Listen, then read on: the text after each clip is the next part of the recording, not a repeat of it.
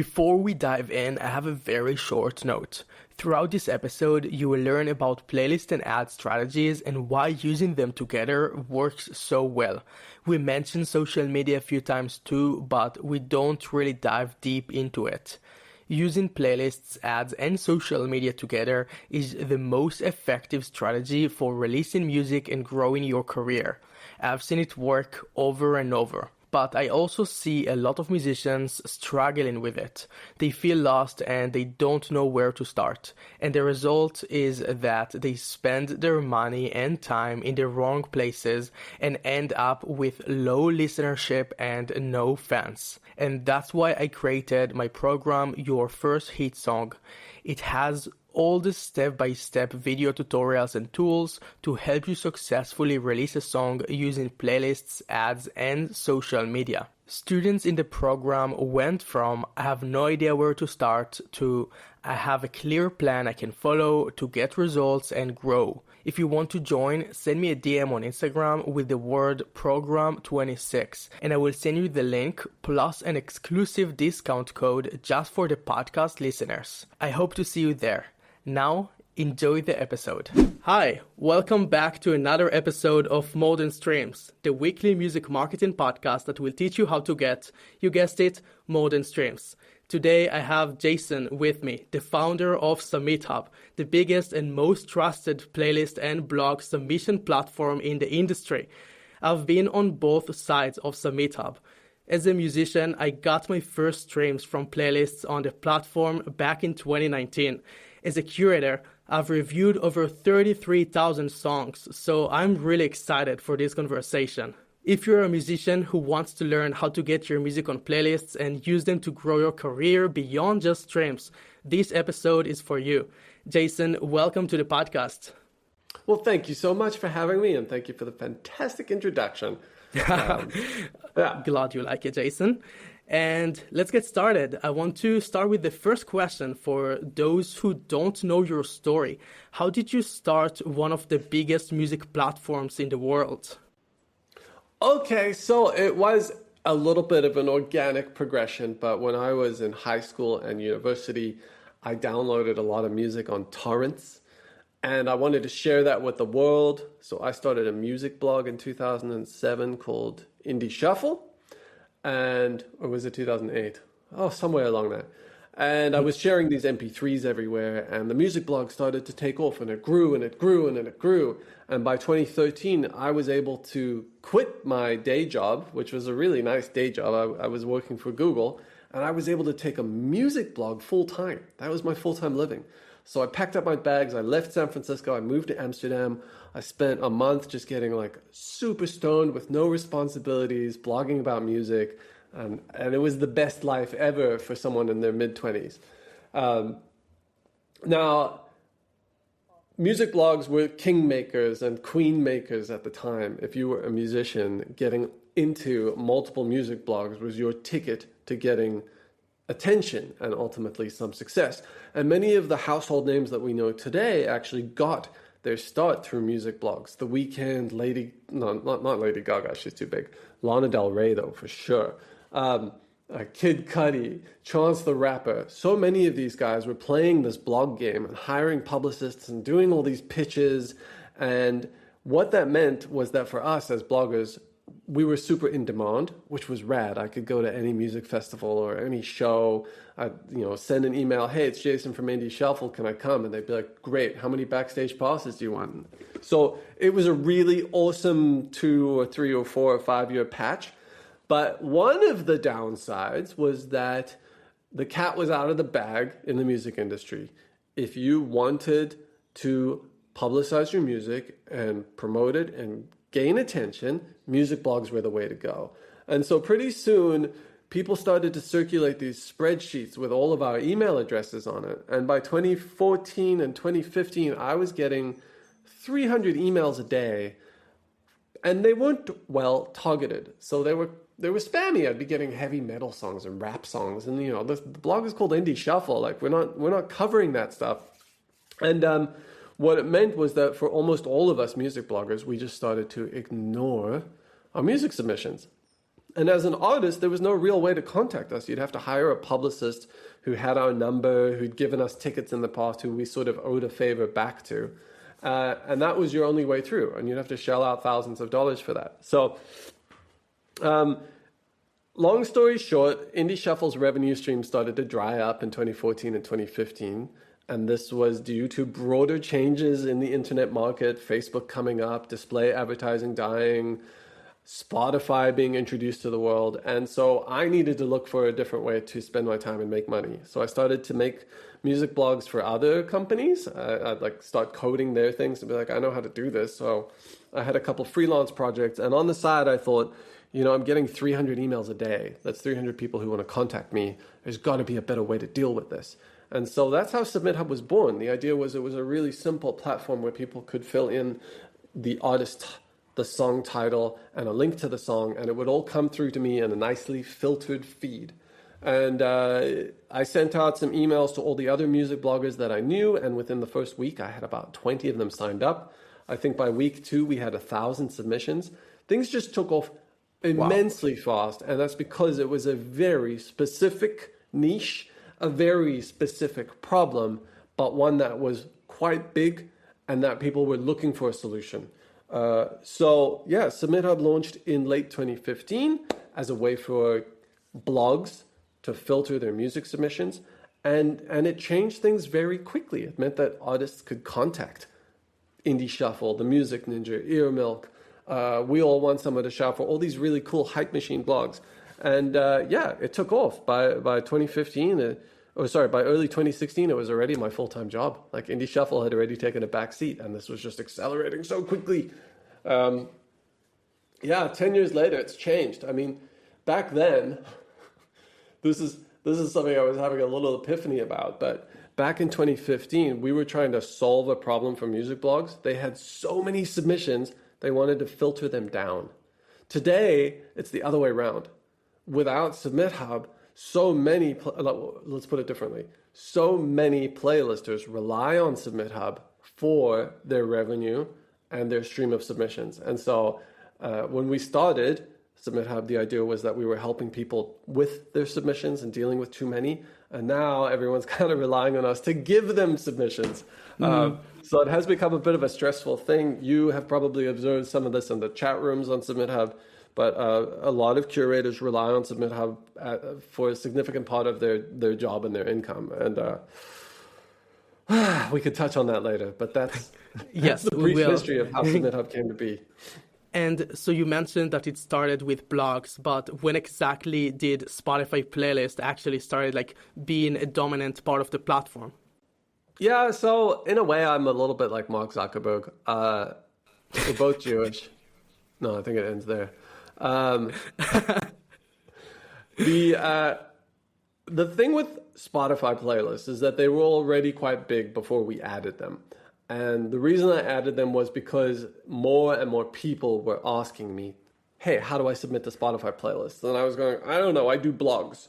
Like Spotify playlists aren't really a thing. If you want to get your music out there, you should contact blogs. And they'd be like, well, actually, but don't you know how I can contact this playlister? And so in 2017, I think it was, this was 2 years into SubmitHub, I finally decided to add a Spotify playlist component. And I made some big mistakes early on. For example, Spotify's API gives you pretty limited information about each playlist. They tell you how many followers a playlist has. They don't give you historical numbers. They don't show you what it was 2 months ago. They don't show you what it was a year ago. They just give you a snapshot of today. This is how many followers they have. That's it. They don't give you listeners. They don't give you growth charts. They don't give you anything. And so I was working with this information, and I was like, cool. Well, I guess we'll just work with followers. That's the number. So I started to put up all these SubmitHub playlists based on their followers, and be like, wow, submit to these guys. They've got 100,000 followers. And some dude named Ari Herstand wrote this scathing blog post about how SubmitHub was basically scamming people and setting them up for a bad experience because we were busy showcasing follower numbers when in fact you'd get into these playlists and have absolutely no listeners. Yeah, it means nothing. Yeah, and so it was a bit of a wake-up call. I had to panic and be like, well, but hold on, how do I get listeners? Like, what am I supposed to do? And that got me on the journey of collecting that data, and I came up with all sorts of creative ways to do it, and it's evolved over time. Today, most of that information, 99% of it's coming from Spotify for Artists. But yeah, that was a very early mistake that we made, was connecting people with dead playlists. And today, we don't. And I think actually a lot of the other platforms rely on SubmitHub's data to make their decisions about who they should let join. They do. Wow. Yeah, They that's do. actually that's related to my next question, which is about other platforms.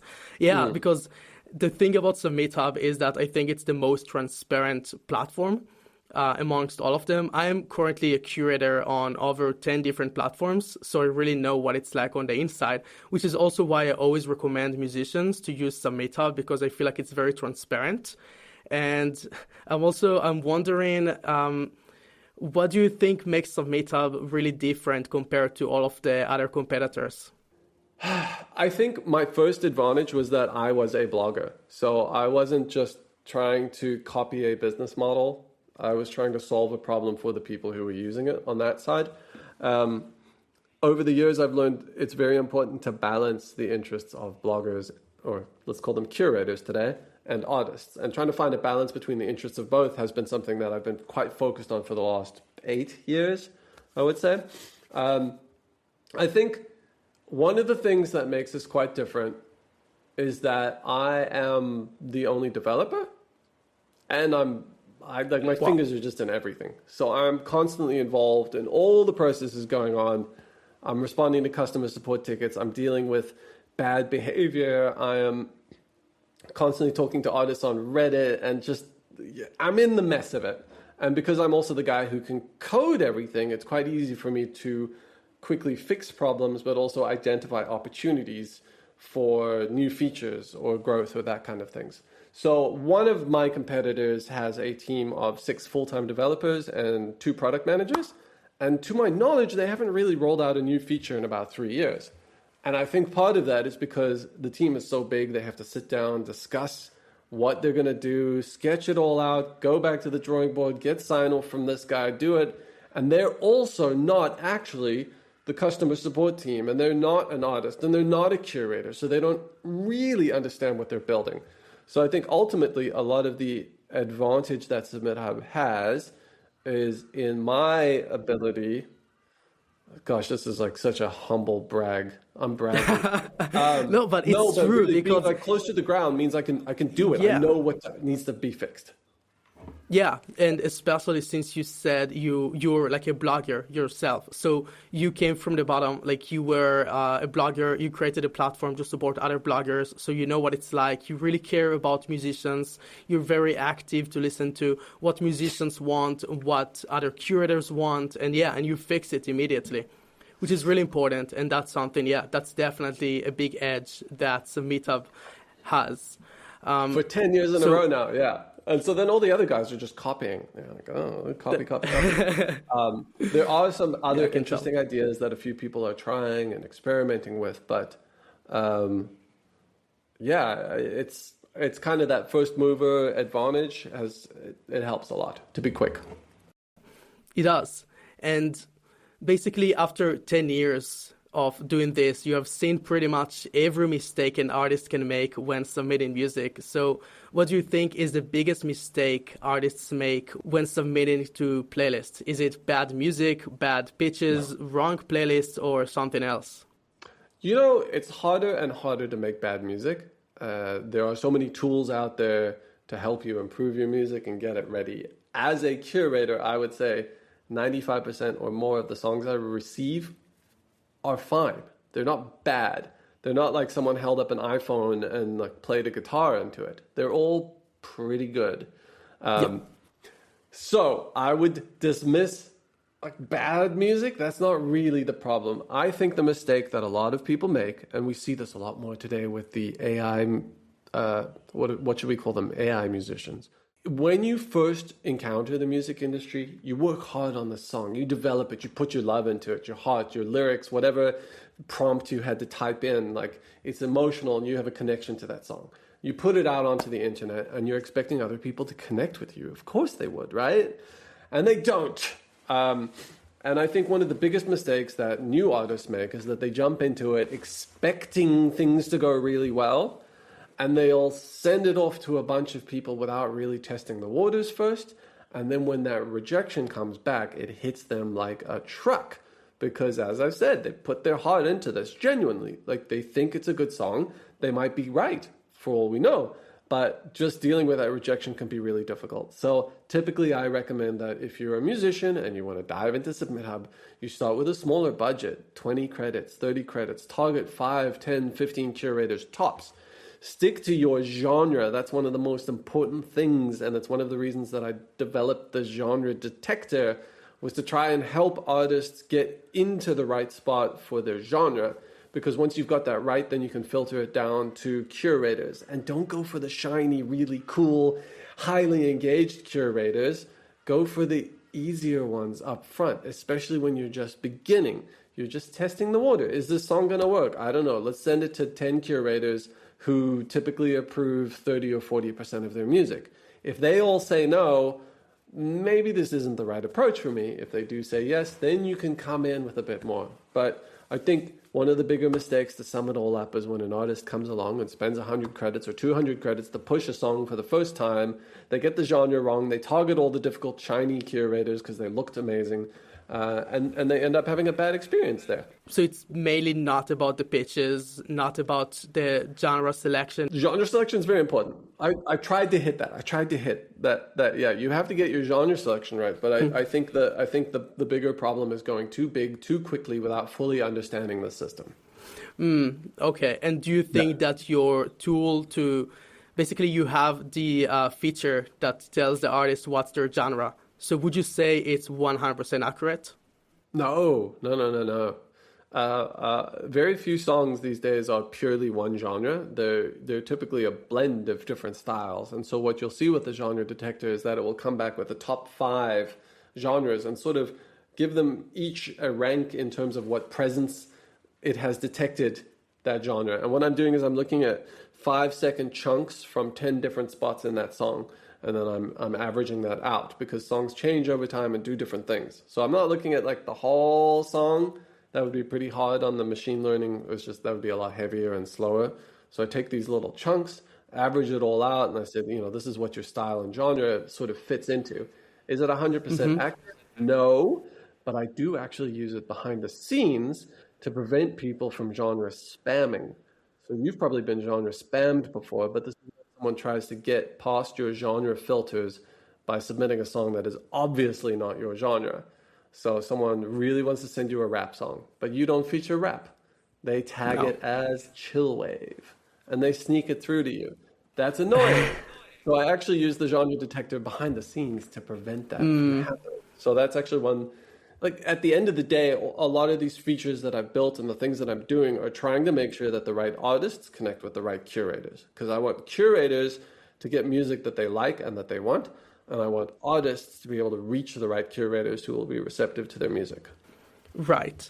So basically, let's say I'm a rap artist and it's my first song and I don't really know what's my genre. And then actually I use your tool, which is not 100% correct, and it connects me with the wrong curators. So are there other ways for musicians to find what's their genre that you would recommend them?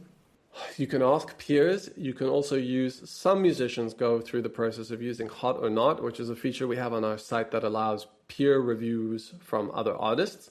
And what you can do is tag your song with 5 different genres that you think it might be appropriate for, and then see which ones come through as the better results. So Hot or Not will actually break down performance by genre. It can help a bit. I don't want to misconstrue this. You asked, is the genre detector 100% accurate? It's not. But it's pretty darn good. And we're not going to tag a rap song as chillwave. So if you submit a rap song, the genre detector is still going to pick up that it is within the hip hop family, and it's going to recommend some genres from that. But it's quite difficult, dare I say impossible, to get a completely wrong result when you're testing a song. It's just not going to happen. You're not going to put a folk song in there and get EDM as the response. It won't happen. Right. So it's very useful, but artists should still know their genre. It's a mistake musicians make when they rely entirely on this tool, I feel like, because I do talk with musicians, and I do feel like they don't like SubmitHub. I mean, the main reason what they say about SubmitHub is the fact that they got the client from all of the curators, and many times as a curator, I see that the reason is that they picked the wrong curators. So if you make folk music, for example, I feel like many times it tagged together folk with singer-songwriter, though usually those two playlists are different. I have a singer-songwriter playlist, and folk can be very chill, and it can be very energetic. And that's really important to know also the vibe of your music, and not be like, I make folk, so I can fit on all of the folks playlists, and I will put singer-songwriter together with folk. And that will just cause a problem. So knowing exactly that, I don't know, you make indie folk, for example, and that's your genre, go with those playlists. That will really help you increase your approval rate. Big time, big time. Getting your genre right, definitely, I would agree with you, the most important first step. Here is something I think a lot of artists misunderstand. A lot of artists think that playlists are just about getting streams. What's the real reason musicians need to be on playlists? What should they actually be optimizing for? I thought it was streams. Just streams? No, so... It has to be more than streams. At this point in time, in the year 2026, I recommend a two-pronged approach to your Spotify campaigns. The first is playlisting. The second are meta ads. Playlists are a good way to pick up a lot of streams very quickly in a targeted genre niche. So what this means is Spotify has a limit of 1,000 streams that you have to reach within the first 28 days to have your song monetized. Playlists can get you to that quite quickly, and if you get them into the right playlists that have similar genres, so for example, if you make rock music, get into a rock playlist. If you make rap music, get into a rap playlist. What you do is you teach Spotify's algorithm to associate your song with the other songs in that playlist. So there's a little bit of a learning experience going on. So these playlists help align your music with similar artists, and they help you get those quick streams. But playlists are not great for engagement. They're not great for participation. They're not great for making fans. And some of those signals actually might not be great for Spotify. And this is where meta ads come in. They're a lot more expensive. So with a 50 credit campaign targeting 20 playlisters where you get, a 30% approval rate, and now you've got 6 or 7 of them who've shared it, that's going to, I don't know, the cost per stream is pretty cheap. It's cheap, it's pennies. On a meta ad, you are going to pay between 50 cents, sometimes $1 per stream.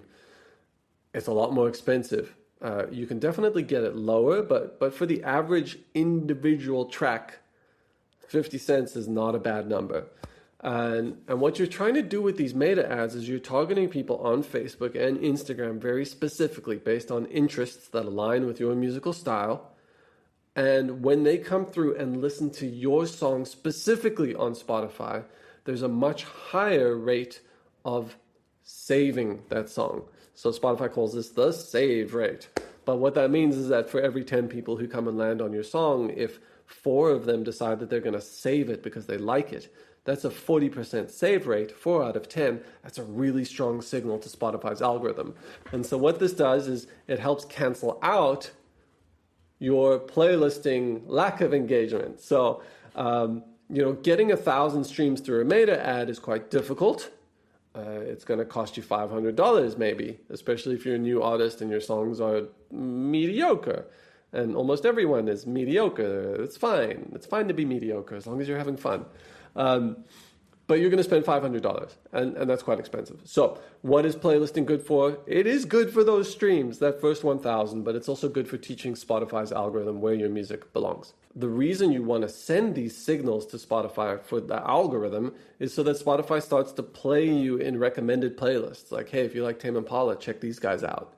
So that's the radio plays, the algorithmic plays, and you're trying to trigger this algorithm that 2% save rate by itself, just from playlisting, is not a strong signal to Spotify. But if you can balance that 2% with the 40% from ads, so let's say you get 1,000 streams and 5 conversions from your playlist, that's 0.5%. That's bad. But now add in another like 45 conversions from the meta ad. Suddenly you're at like 50 out of 1,000 on Spotify's thing. So now you're at 5%.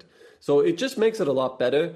And that then sends the signal to Spotify that, okay, whoa, people are engaging with this and they do like it and it's in playlists. And so you're trying to boost it. And you can go on Reddit and you'll see people writing these posts about the strategies that they've used. There was a really good one that came up about 2 weeks ago of a guy who had done this on SubmitHub. He did playlisting and meta ads, and he put $140 into meta ads, it's a chunk of money. So he put $140 into that. He put $50 into playlisting. He got his 1,000 streams through that. He picked up another 200 streams through the ad. But what happened was that on top of that, over the next couple of weeks, he picked up another 7,000 or 8,000 streams in algorithmic uplift because he had sent these strong signals to Spotify. And this won't necessarily work on the first song you release. But when you do this with your first song, you're now, like, Spotify doesn't forget. So when you release your next single, they've already got a kind of idea of where you belong and how it goes. And this time things happen a little quicker.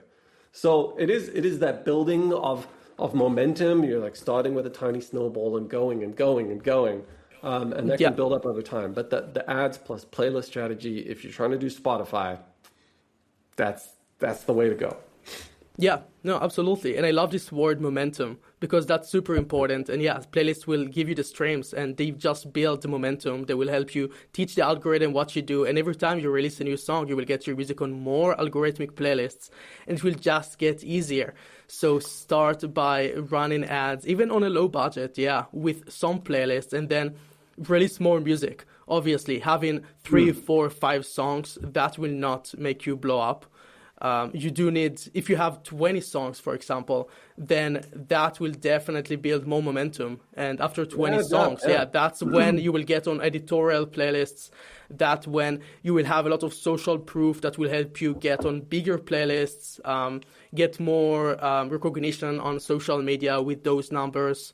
And that's how it builds. So I don't know this for a fact.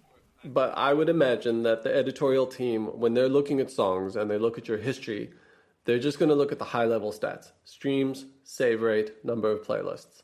They're not going to dive into it and be like, well, hold on, like 90% of those streams came from a playlist that didn't actually give many saves, and then a bunch of them seem to have come from Facebook ads, and those, like, they're not doing that. They're just looking at the high level, like 1,000 streams, 50 saves. Yeah, it's an above-average ratio.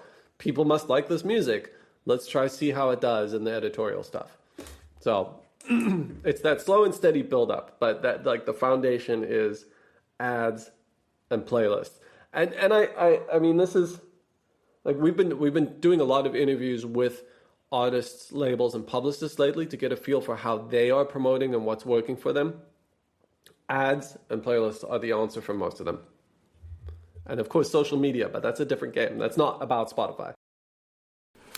Yeah, that's just the bottom of the funnel. Social media is where people go after they discovered you through playlists and ads. So yeah, definitely playlists and ads, my favorite strategy, and that's what I usually teach musicians, not just to rely on SubmitHub. Let's talk about AI. You launched an AI song checker recently. What made you build that tool, and how are you seeing AI-generated music impact the submission landscape on SubmitHub? Okay, so the reason I built the tool, it was Christmas of last year. Things were quiet. I didn't have much to do, and I thought, I wonder if I can do this. Really? There you go. So, and that began a year-long journey of that kind of thing. So I built the AI checker initially because I just thought it would be cool to see if I can programmatically detect whether a song is AI or not.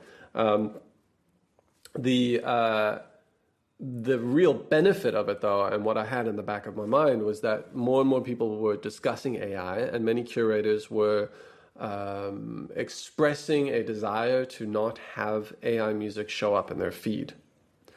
And so I wanted a way to try and filter that. Obviously, what you can do is just ask musicians, did you use AI when you created your song?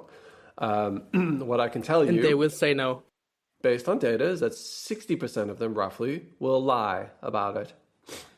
So what I need then is a secondary detector that can, behind the scenes, verify whether that's true or not. And this is not to punish the artist. This is not to punish the prompter. What's the right term? It's not to punish the person who's put their passion and their lyrics and their thoughts and their life experiences into Suno. Because what I want to make sure is that they are not sending their song to someone who will reject it because it is AI. I want to make sure that their song gets sent to someone who is going to be receptive to it and share it. So the reason I developed the AI detector was to help curators who didn't want AI filter out, and to help artists who make AI music to make sure that they targeted the right curators. So I'm trying to, again, balance both sides of the equation here. I'm not trying to pick a side in terms of what's right and wrong. I don't feel like it's my place to decide that. There are tons of people consuming and enjoying AI music. My 85-year-old uncle sent me a beautiful song the other day that he's in love with. And I didn't have the heart to tell him that it was like just a plain Suno track. So it's not my place. It's not my place. And so the detector is about decision making. It's scaled up. It's gotten a lot better. I can handle many different platforms, all the latest versions of them as well. And now we have an API that a lot of distributors and music tech companies are using as well to filter theirs. So we're doing, gosh, I actually don't know how many songs we're processing per day. Probably close to 100,000 songs are being processed through the AI checker daily. Wait, 100,000 songs are being automatically checked by the... Yep. Okay. Yep. That's the amount of songs that are being uploaded to Spotify every day? No. They've got way more than that. The last time, to my knowledge, that they reported numbers around streaming, and I haven't dug deep into this, but about 4 years ago, they said they were getting 120,000 songs a day. So that was before the AI explosion. They were at 120,000 a day. I could only imagine how big it is now, but I'm going to assume it's in the 500,000 to 1 million per day range. When I say we're going through 100,000 songs per day, they're not necessarily unique. I've got a lot of different companies scanning songs. So there's probably some overlap. There's probably some back catalog. There's all sorts of stuff. But we are scanning close to 100,000 songs per day through the AI checker. I've got one little like GPU machine over there just having a heart attack, being like, I can do it.